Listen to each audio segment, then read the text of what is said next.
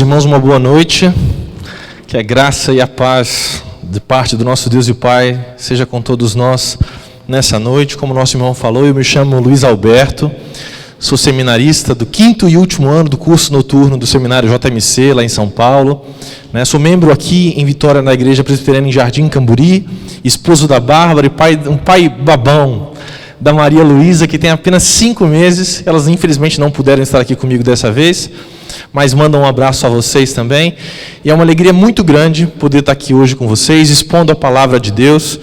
Eu estive aqui, se não me engano, durante o período da pandemia, ministrando 2 escolas dominicais com os irmãos. Foi um tempo muito agradável, então para mim é motivo de grande alegria, um prazer enorme estar aqui de volta.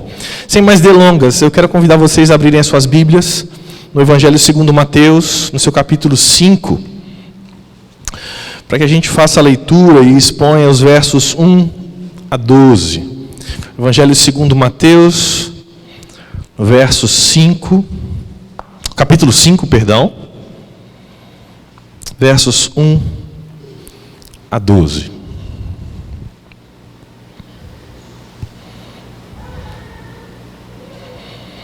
Assim diz a palavra do Senhor. Vendo Jesus as multidões, subiu ao monte e, como se assentasse, aproximaram-se dele os seus discípulos. E ele passou a ensiná-los, dizendo: Bem-aventurados os humildes de espírito, porque deles é o reino dos céus. Bem-aventurados os que choram, porque serão consolados. Bem-aventurados os mansos, porque herdarão a terra. Bem-aventurados os que têm fome e sede de justiça. Bem-aventurados os mansos, porque herdarão a terra. Bem-aventurados os que têm fome e sede de justiça, porque serão fartos. Bem-aventurados os misericordiosos, porque alcançarão misericórdia. Bem-aventurados os limpos de coração, porque verão a Deus. Bem-aventurados os pacificadores, porque serão chamados filhos de Deus. Bem-aventurados os perseguidos por causa da justiça, porque deles é o reino dos céus. Bem-aventurados sois quando por minha causa vos injuriarem e vos perseguirem e mentindo disserem todo mal contra vós. Regozijai-vos e exultai, porque é grande o vosso galardão nos céus, pois assim perseguiram os profetas que viveram antes de vós. Até aqui a santa palavra do Senhor. Vamos orar mais uma vez? Senhor, nós louvamos o Teu nome pela maravilhosa oportunidade de, como Teu povo, congregar-nos para ouvir a Tua palavra. Nutre o nosso coração nessa noite, Senhor. Use o Teu servo para a glória do Teu nome e para a edificação do Teu povo. É a nossa oração em nome de Jesus. Amém. Amém, meus irmãos. Entre todos os evangelistas, se você fizer um estudo panorâmico dos 4 evangelhos, é bem provável que você se dê conta, que você perceba que o evangelista Mateus é o mais preocupado, ou quem dedica mais tempo a mostrar que Jesus é, de fato, o Rei Messias esperado.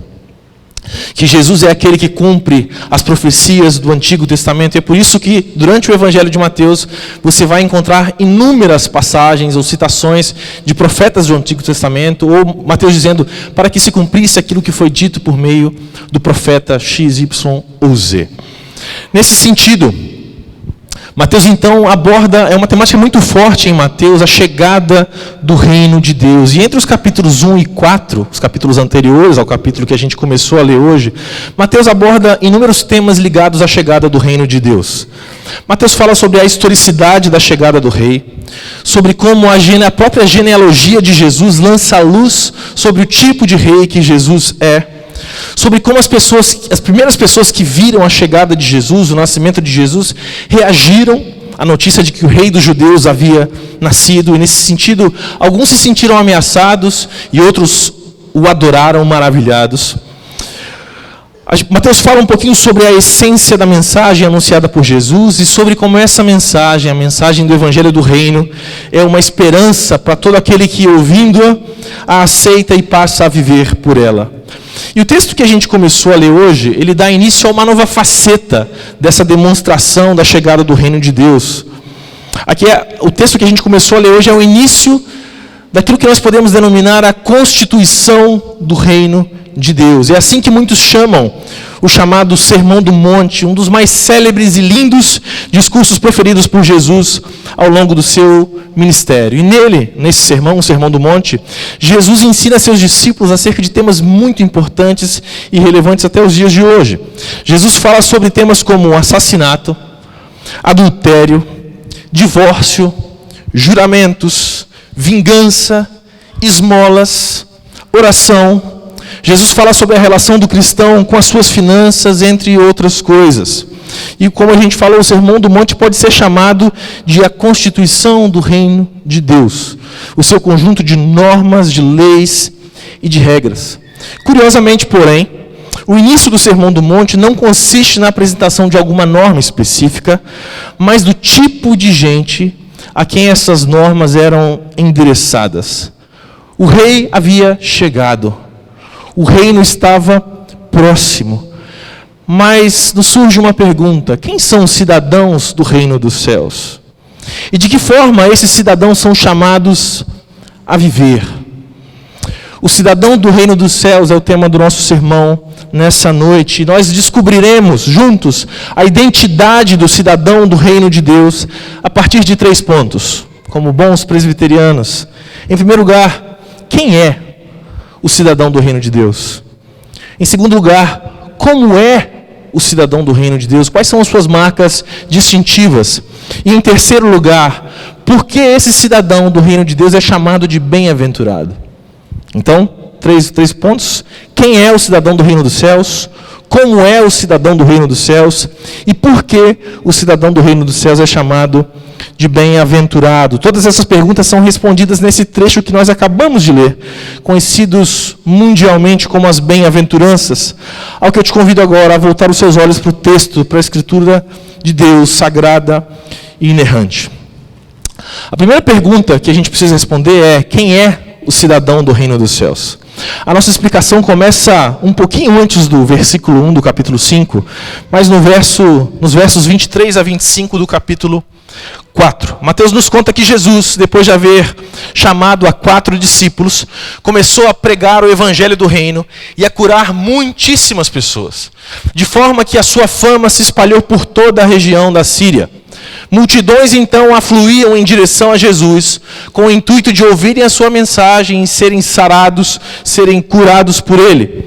O texto então nos conta, agora sim no versículo 1 do capítulo 5, que Jesus, ao ver toda aquela movimentação em torno de si, sobe ao monte e, meio que se assentando, começa a ensinar os seus discípulos e aquele povo. Parecia uma boa oportunidade para fazê-lo. Então Jesus começa a anunciar essa constituição do reino de Deus. Jesus então começa a enumerar uma lista de pessoas a quem ele chama de bem-aventurados. Esse termo é a tradução do grego makarios e também pode ser traduzido como abençoado ou bendito. E permitam-me aqui uma rápida digressão. Muita gente traduz, e eu mesmo já o fiz inúmeras vezes, muita gente traduz o termo bem-aventurado como feliz. E embora eu acredite que essa seja uma tradução até certo ponto fiel e válida, ela pode ocasionar um erro perigoso. Porque em algum nível, felicidade ou alegria é um estado subjetivo. Você num momento pode estar se sentindo muito feliz e no outro não. Mas Jesus não está julgando essas pessoas de forma subjetiva. O julgamento que Jesus faz dessas pessoas é um julgamento objetivo. Jesus não está declarando como elas se sentirão, mas sim o que Deus pensa delas e o que elas são por causa disso. Bem-aventuradas, benditas, abençoadas. Quando nós olhamos o texto, nós vemos que as chamadas bem-aventuranças têm uma lógica interna muito interessante. Existe uma declaração, bem-aventurados, seguida de uma característica específica a quem essa declaração se aplica, seguida por uma promessa / razão pela qual essa pessoa é bendita. A gente pode ver isso logo no verso 3. O que o texto diz? Bem-aventurados são os pobres de espírito. Por quê? Porque deles é o reino dos céus. E nós vamos falar um pouquinho sobre isso com mais profundidade à frente. Antes de chegar aí a essa explicação, é preciso entender algumas coisas sobre a totalidade dessas bem-aventuranças, dessa dessas 8 ou 9 bem-aventuranças proferidas por Jesus. É preciso entender, meus irmãos, que essas 8 frases, 8 citações são a descrição do cidadão do reino de Deus.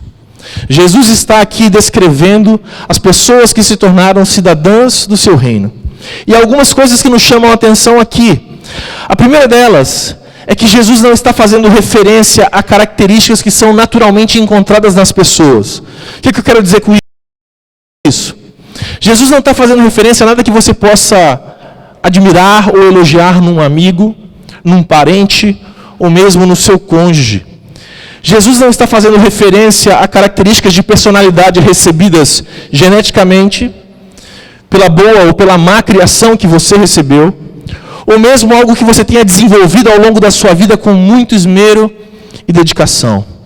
Exemplificando, Jesus não está dizendo, bem-aventurados os inteligentes, bem-aventurados os estudiosos, bem-aventurados os abastados financeiramente, bem-aventurados os disciplinados ou ainda os extrovertidos. Por quê? Porque essas características podem ser facilmente encontradas até mesmo em descrentes. Jesus está falando aqui, meus irmãos, sobre marcas espirituais, que podem ser vistas somente e apenas em pessoas que já foram encontradas por Ele. Jesus está falando sobre frutos espirituais gerados pela obra do Espírito Santo. Então, quando nós olhamos para o texto, precisamos entender, por exemplo, que quando Jesus fala que os mansos são bem-aventurados, Jesus não está se referindo a alguém que tem aquela fala malemolente, aquela pessoa que tem uma personalidade leve e tranquila. Não. É um outro tipo de mansidão, a qual nós entenderemos com mais profundidade posteriormente. Então, Jesus está falando sobre aqueles que foram encontrados por Ele. Jesus está falando sobre os seus discípulos. E uma vez que Jesus está falando sobre aquelas pessoas, é importante destacar que Jesus está falando sobre todos eles, sem exceção. Do mais novo ao mais velho. Do preto, do branco, do amarelo, do homem e da mulher. Todos. Sem exceção. E o que eu quero dizer com isso? É que essa aqui, a descrição dada por Jesus nas bem-aventuranças, não é uma descrição dos gigantes da fé. Não é a descrição do reverendo Augustus Nicodemos, ou do reverendo John Piper, ou do chamado príncipe dos pregadores Charles Spurgeon, não somente deles, nem dos irmãos puritanos, e nem daquelas irmãs que fielmente sustentam a reunião de oração há anos e anos e anos a fio. Não. Essa é uma descrição de cada um de nós. Como disse certa vez um pastor, não é uma descrição apenas dos gigantes da fé, mas também dos anões da fé, como eu e como você. Essas características precisam ser encontradas em todos nós. Em mim e em você. Todos são chamados a se conformar a esse padrão. E essa é uma condição acessível e disponível a todos aqueles que já nasceram do Espírito de Deus. Só que eu te pergunto, você já nasceu verdadeiramente do Espírito de Deus? Mas ainda mais aqui, Jesus não está falando de tipos diferentes de pessoas. Não é como se alguém pudesse dizer, olha, eu não sou muito do tipo manso não, mas eu tenho fome e sede de justiça. Eu não sou lá muito pacificador, mas eu sou manso.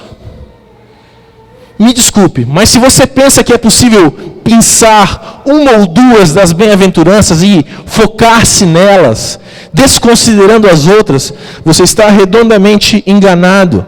Não é possível fazê-lo. Não é possível escolher algumas bem-aventuranças para então trabalhar na sua personalidade e desconsiderar as outras. E é óbvio, meus irmãos, que nós, enquanto crentes, estamos em estágios diferentes do desenvolvimento desse caráter cristão. Mas essas características como um todo, todas elas, precisam estar presentes na vida de um cidadão do reino dos céus. Assim como o fruto do Espírito de Gálatas 5, não são os frutos do Espírito, é o fruto do Espírito, e o fruto cresce igualmente, de forma regular E assim como o fruto do Espírito não pode crescer de forma torta, assim também as bem-aventuranças, enquanto marcas do caráter do cidadão do reino de Deus, podem crescer de forma irregular dentro do nosso coração. E aqui, permita-me um parêntese. Nessas características está uma boa régua para que você meça o seu desenvolvimento espiritual. Você é pobre de espírito, você tem fome e sede de justiça, você é misericordioso, você é pacificador, você é puro de coração.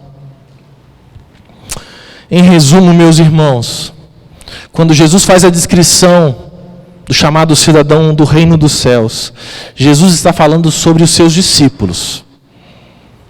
Jesus está falando sobre todos os seus discípulos. E Jesus está falando dos seus discípulos como um todo. Jesus está falando sobre os seus discípulos. Jesus está falando sobre todos os seus discípulos. E Jesus está falando dos seus discípulos por inteiro, como um todo. E tendo entendido isso, então, nós podemos passar ao nosso segundo ponto. A gente falou agora, então, sobre quem é o cidadão do reino dos céus. Mas a segunda pergunta que a gente quer responder nessa noite é: como é o cidadão do reino dos céus?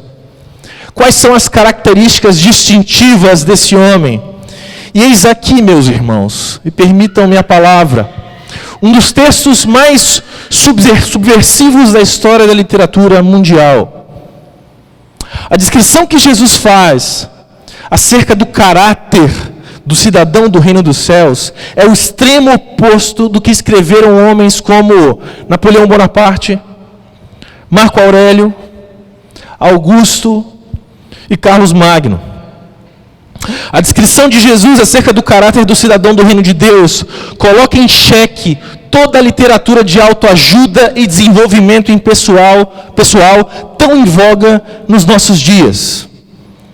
A descrição de Jesus acerca do caráter do cidadão do reino dos céus faliria coaches de performance e desenvolvimento pessoal ao redor do mundo inteiro. A descrição de Jesus acerca do caráter do cidadão do reino dos céus é uma afronta direta ao pensamento de homens que influenciam e muito a nossa cultura, como Nietzsche, como Heidegger, e você que talvez está na universidade conheça esses nomes, como Derrida e como Deleuze. Nietzsche mesmo escreveu em seu livro, Nietzsche foi um filósofo muito conhecido pela frase, né, Deus está morto, mas a sua obra foi muito mais ampla do que isso, e ele escreve em um de seus livros chamado O Anticristo, o seguinte: o que é bom? E Nietzsche então tenta definir o que é bom.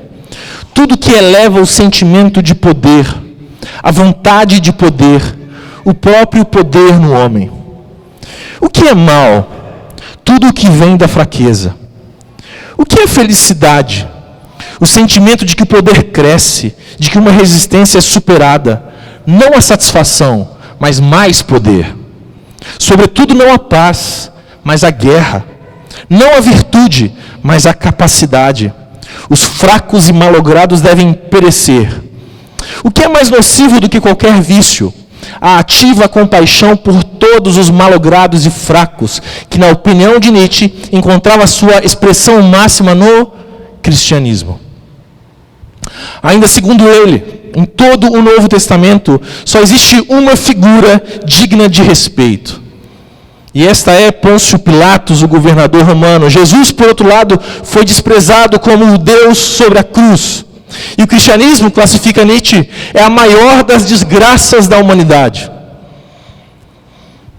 Qual é a razão da raiva que o cristianismo causou em Nietzsche? É simples, meus irmãos. Jesus coloca como referência, como modelo a ser seguido, o pequenino. Aquele que nada pode oferecer e não dá apoio nenhum à sua ideia de um super-homem. E é por essa razão que Nietzsche condenava o cristianismo e dizia que a igreja cristã não deixou nada intacto com a sua depravação e transformou cada valor em um desvalor. Chocante, né? Mas eu me pergunto, o que será que Jesus falou para deixar esse homem tão irritado?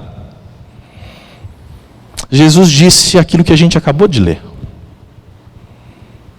para alguém que considerava que o homem deve buscar poder a todo custo, que grandeza está em subjugar o outro, que o homem deve buscar dinheiro, conforto e influência, qual seria a reação ao ouvir que bem-aventurados são os pobres de espírito? Que bem-aventurados são os que choram, que bem-aventurados são os mansos, que bem-aventurados são os que têm fome e sede de justiça, que bem-aventurados são os misericordiosos, que bem-aventurados são os limpos de coração, que bem-aventurados são os pacificadores, que bem-aventurados são os perseguidos por causa da justiça. Eis o homem bem-aventurado, eis o homem abençoado segundo Jesus. E sabe o que me preocupa, meus irmãos? É perceber que a cultura ocidental, é perceber que a cultura que nos circunda gira em torno dos mesmíssimos valores apregoados por aquele homem. Porque nós estamos cercados por todos os lados por um sistema de pensamento que nos ensina que nós temos que nos fazer grandes, confiantes em quem nós somos, e que nós precisamos exaltar e mostrar as nossas qualidades e capacidades. Que nós devemos ser a melhor versão de nós mesmos. O mundo incentiva o tempo todo a soberba e a arrogância. Mas há algo que me preocupa mais ainda. E sabem o que é? É perceber que o problema não é alheio a mim. Que o problema não é externo ao meu coração. Me dói perceber. E entendam o que eu quero dizer, porque aí o pessoal faz o corte, né?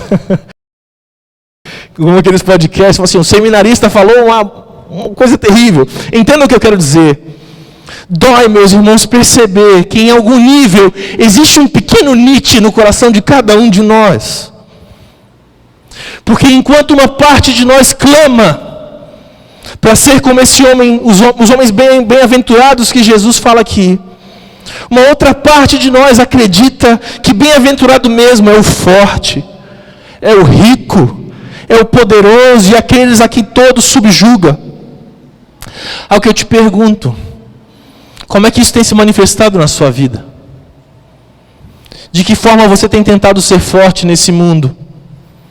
Aonde é que você encontra o seu valor verdadeiramente? Será na sua aparência física? Há algo em você que todos elogiam? Será algo na sua personalidade? Você se gaba e se vangloria de ser uma mulher, um homem de personalidade forte, de valores muito rígidos? Ou será mesmo a sua leveza? A sua personalidade leve que agrada a todos? Será algo na sua carreira profissional ou acadêmica? Será o seu currículo Lattes? Ou o seu LinkedIn? Serão os seus bens? Será o carrão que você tem na garagem? Ou a casa na praia? Ou a linda casa na praia do canto que você possui? Será até mesmo o seu serviço na igreja? O fato de que você serve ao Senhor aqui por anos e anos e anos a fio, enquanto tanta gente já se foi da igreja? O que as bem-aventuranças tentam nos mostrar, meus irmãos, é que tudo isso, no fim das contas, para o que realmente vale, não vale de nada. E que o que o Rei do Universo está dizendo aqui é que feliz mesmo, abençoado mesmo, bem-aventurado mesmo aos olhos de Deus, é aquele que, sendo pobre de espírito, admite a sua bancarrota moral e espiritual. É aquele que admite que não tem nada para oferecer a Deus. Jesus não está falando de pobreza material aqui, mas do reconhecimento de que espiritualmente nós estamos quebrados, que estamos em bancarrota. E trazendo para termos bancários, se você tem uma dívida grande, você começa a fazer contas acerca de como você pode pagá-la. E você vai então ao banco, conversa com seu gerente, pede um parcelamento de 10 a 20 anos, vende o seu carro, pede ajuda à sua família e vai lá. Ao final desse período, sua dívida está quitada e o seu nome está limpo na praça de novo. O SPC e o Serasa nunca mais vão ouvir falar de você. Espiritualmente, meus irmãos, é semelhante. A gente costuma pensar na nossa justiça pessoal, na nossa justificação, como uma equação na qual nós adicionamos coisas boas e subtraímos as coisas ruins que nós praticamos. A gente faz essa conta, mas no fim do dia, dá para o gasto. A gente sempre acha que há algum valor, que há algum dinheiro no bolso, espiritualmente falando, para que a gente possa ser justificado diante de Deus. Mas o pobre de espírito é aquele que reconhece que a conta não fecha. O pobre de espírito é aquele que reconhece que está quebrado e que não tem condição alguma de pagar a dívida gerada para ele contra Deus por causa do seu pecado. O pobre de espírito é aquele que reconhece que mesmo as suas melhores obras, aquelas a quem todos elogiam, muitas e muitas vezes são feitas com motivações egoístas, com o objetivo de controlar as pessoas, com o objetivo de obter vantagens ou o favor de alguém. O que Jesus está dizendo, meus irmãos, é que bem-aventurado é aquele que, ao reconhecer tudo isso, não apenas confessa a sua falência espiritual, mas que se quebranta e que chora por causa do próprio pecado e pelo pecado do mundo. Como Esdras, que chorou prostrado diante da casa de Deus. Como Paulo, que gemia: desventurado homem que sou, quem me livrará do corpo dessa morte? O que Jesus está dizendo é que bem-aventurado é o manso. E a mansidão, como a gente falou, que eu falei que iria explicar isso, a mansidão não é a indolência, não é a passividade. A mansidão diz respeito, meus irmãos, àquela pessoa, aquela característica da pessoa que reconhece a sua falência espiritual e que chora por ela e que por isso desenvolve um espírito humilde diante dos homens e de Deus, sabendo que não é melhor do que ninguém. Porque, meus irmãos, é muito fácil você dobrar o seu joelho no seu quarto e admitir diante de Deus que você é um pecador. Mas é bastante difícil quando o seu irmão enxerga o seu pecado e te confronta. É muito difícil admitir para o outro que você é um pecador. E o manso é aquele que aprendeu a ser confrontado no seu pecado sem se ofender. O que Jesus está dizendo é que bem-aventurado é o homem que tem fome e sede de justiça, que anela desesperadamente como a corça suspira pelas águas, de se ver plenamente liberto do poder do pecado e de ser mais cheio da justiça e da piedade de Cristo. E permitam-me aqui destacar duas coisas importantes. A primeira é que essas 4 primeiras bem-aventuranças têm um desencadeamento lógico. Esse homem reconhece a sua falência moral, ele se quebranta por conta disso, ele tem uma nova atitude perante isso, e ele anela por mais de Deus. Há uma sequência lógica aqui. A segunda coisa que me chama a atenção aqui é que enquanto as primeiras 4 bem-aventuranças dizem respeito primordialmente ao nosso relacionamento com Deus, as 4 últimas bem-aventuranças têm muito a ver com o nosso relacionamento com o nosso próximo. E assim então Jesus prossegue, dizendo que bem-aventurados são os misericordiosos, aqueles que têm compaixão da miséria espiritual e física do seu próximo. Que bem-aventurados são os puros de coração, os sinceros nas suas palavras, e esse é o significado da pureza de coração. Como o homem do Salmo 15, que é limpo de mãos e puro de coração, e que por essa mesma razão não entrega a sua alma à falsidade e nem jura dolosamente.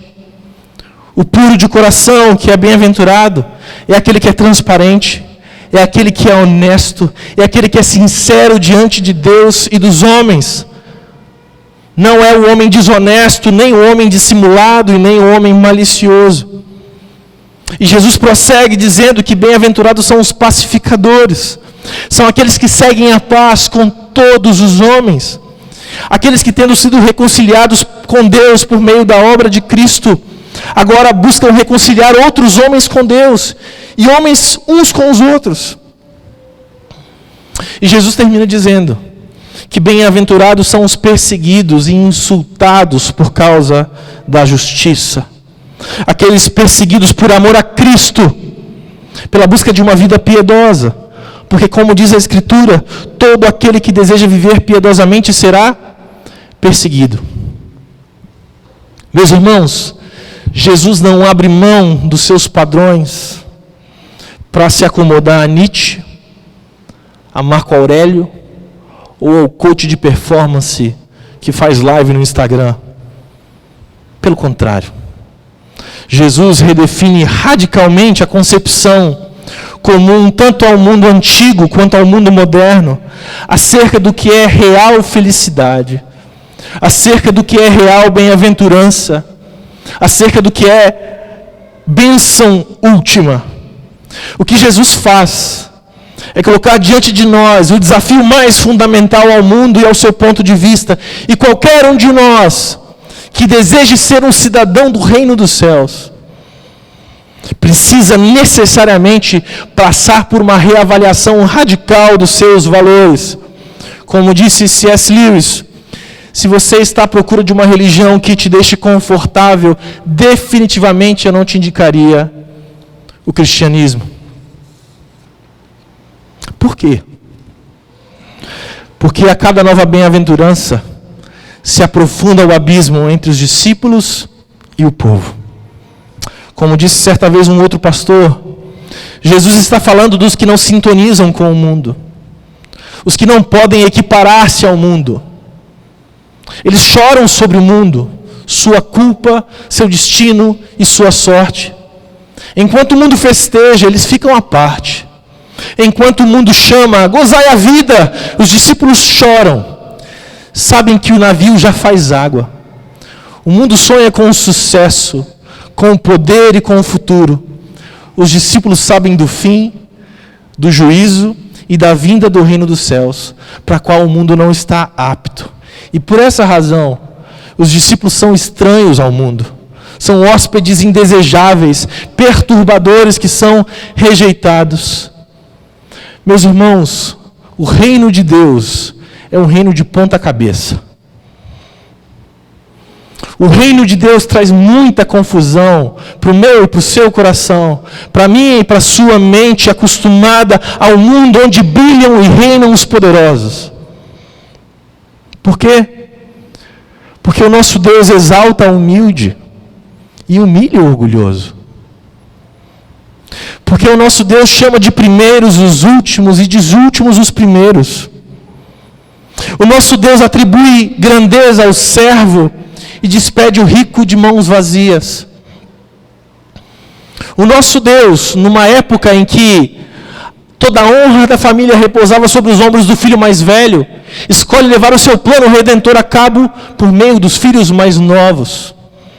O nosso Deus, numa época em que mulheres estéreis eram rechaçadas e rejeitadas e ridicularizadas, escolhe levar o seu plano redentivo a cabo por meio de mulheres que não podiam ter filhos, e faz daquelas mulheres alegres mães de filhos.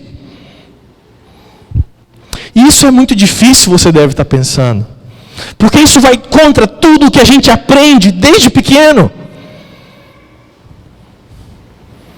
Isso é verdade, meus irmãos, é difícil mesmo. Mas Jesus não deixou ninguém enganado. Olha o que ele diz aqui mesmo no Sermão do Monte, em Mateus 7, 13 e 14. Entrem pela porta estreita, porque larga é a porta e espaçoso é o caminho que conduz para a perdição. E são muitos os que entram por ela. Estreita é a porta, e apertado é o caminho que conduz para a vida, e são poucos os que a encontram. Outros de vocês podem estar pensando, talvez se você está visitando essa igreja hoje por primeira vez, você pode estar pensando assim, gente, isso é uma loucura. Nada que também já não tenha sido dito ou escrito. Porque o apóstolo Paulo escreve aos Coríntios o seguinte: certamente a palavra da cruz é loucura para os que se perdem, mas para nós que somos salvos, ela é poder de Deus. Porque está escrito: destruirei a sabedoria dos sábios e aniquilarei a inteligência dos inteligentes. Onde está o sábio? Onde está o escriba? Onde está o questionador deste mundo? Não é fato que Deus tornou louca a sabedoria deste mundo? Visto que na sabedoria de Deus, o mundo não o conheceu por sua própria sabedoria, Deus achou por bem salvar os que creem por meio da loucura da pregação. Porque os judeus pedem sinais. Os gregos buscam sabedoria. Os capixabas buscam conforto. Os paulistas buscam a melhor colocação profissional. Mas nós pregamos o Cristo crucificado. Escândalo para os judeus. Loucura para os gentios. Mas, Luiz, você pode me perguntar, se isso de fato é loucura, e é tão difícil assim, como podem ser felizes esses homens? Como pode ser bem-aventurado o cidadão do reino dos céus? Ao que a gente chega ao nosso terceiro e último ponto. Por que o cidadão do reino dos céus é bem-aventurado? Meus irmãos, indo direto ao ponto, o cidadão do reino dos céus é bem-aventurado, ele é abençoado, ele é bendito, porque quando ele abre mão de construir para si um reino, ele ganha um reino de presente. E esse é mais um paradoxo da fé cristã. Quem busca construir para si um nome, acaba sendo esquecido. Quem busca construir para si um reino, uma grande torre, acaba espalhado. Aquele, porém, que pela fé se torna um cidadão do reino dos céus, encontra tudo aquilo que jamais buscou. Há nas bem-aventuranças meio que promessas de duplo cumprimento, que se cumprem aqui e agora, mas que se cumprirão de forma última e definitiva quando Jesus voltar entre as nuvens dos céus. Razões pelas quais esses homens e mulheres são chamados de benditos. As razões pelas quais eu e você somos chamados de benditos aos olhos de Deus. E quais são elas? Os pobres em espírito herdarão o reino dos céus. Os que choram serão consolados. Os mansos herdarão a terra. Os que têm fome e sede de justiça serão saciados, alimentados de forma definitiva. Os misericordiosos alcançarão misericórdia. Os limpos de coração verão a Deus face a face. Aquilo que jamais homem algum conseguiu, os limpos de coração conseguirão. Eles verão a Deus face a face. Os pacificadores serão chamados filhos de Deus. E os perseguidos, machucados, vilipendiados, insultados por causa da justiça, serão donos do reino dos céus. E as bem-aventuranças, meus irmãos, estão em perfeita consonância, harmonia, sintonia com o que Jesus diz lá em Mateus 16. Quem quiser salvar a sua vida, a perderá. Mas quem perder a vida por minha causa, esse a achará. O cidadão do reino dos céus é aquele que entende que ao abandonar a glória passageira desse mundo, por amor a Jesus, recebe em troca glória infinitamente superior. Glória que olho humano jamais viu, ou que ouvido humano jamais ouviu.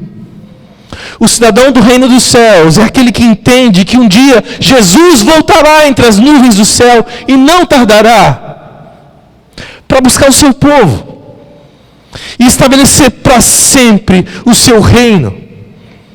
Um lugar onde o pecado já não mais terá poder sobre nós. Um lugar onde toda lágrima será enxugada.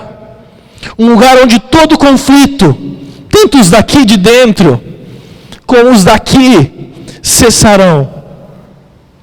E eu gostaria, meus irmãos, de concluir esse sermão, fazendo um chamado a dois tipos diferentes de pessoas que provavelmente estão sentadas nesses bancos. O primeiro grupo de pessoas é aquele que acha que essa mensagem é loucura, ou difícil demais para ser seguida, e que por isso mesmo não simpatiza com ela. Meu amigo, minha amiga, de fato o homem natural odeia essa mensagem. Sabem por quê? Porque as bem-aventuranças e o Sermão do Monte como um todo mostram-nos exatamente como nós deveríamos viver. E você sabe disso. E qual é a prova disso? É que você exige que as pessoas se comportem em relação a você dessa mesmíssima forma. Ou eu estaria mentindo se dissesse que você se irrita e passa a odiar pessoas quando elas agem com você sem sinceridade, sem misericórdia ou com arrogância. As bem-aventuranças são um espelho que mostram a realidade da nossa feiura. Nós não somos tão justos quanto nós pensamos. Nós não somos tão belos quanto nós pensamos. Nós não somos tão inteligentes quanto pensamos. As bem-aventuranças mostram a realidade da nossa feiura. Elas nos expõem, nos condenam. Revelam que não somos tão bons. Revelam que precisamos de um Salvador. Que precisamos de ajuda externa.